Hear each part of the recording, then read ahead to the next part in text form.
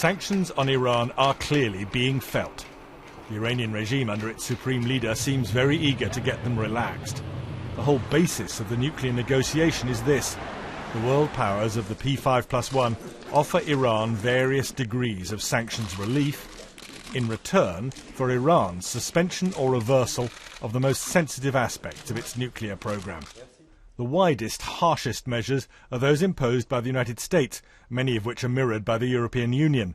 Then there are global sanctions imposed by the UN Security Council. They target in particular any organisation or individual with a stake in Iran's nuclear program. The pressure on the regime in Tehran is focused in 4 key areas, most of them designed to choke the economy. So there are sanctions on banking and financial transactions, some that exclude any foreign bank from the United States financial system, that is, if they deal with Iran's Revolutionary Guard.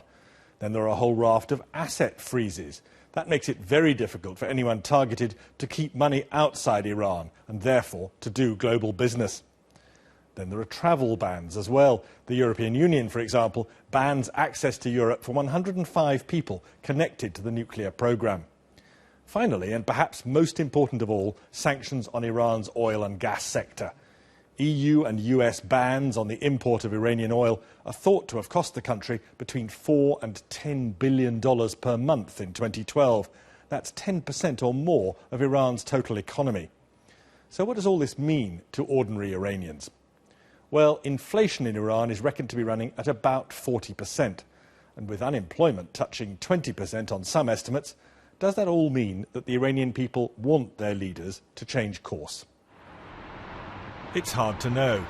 Getting independent information from Iran is difficult.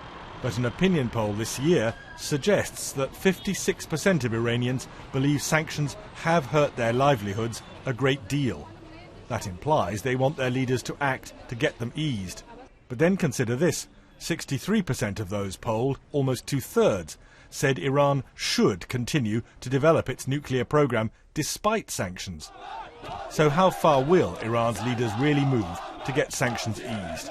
We may soon start to find out. James Robbins, BBC News.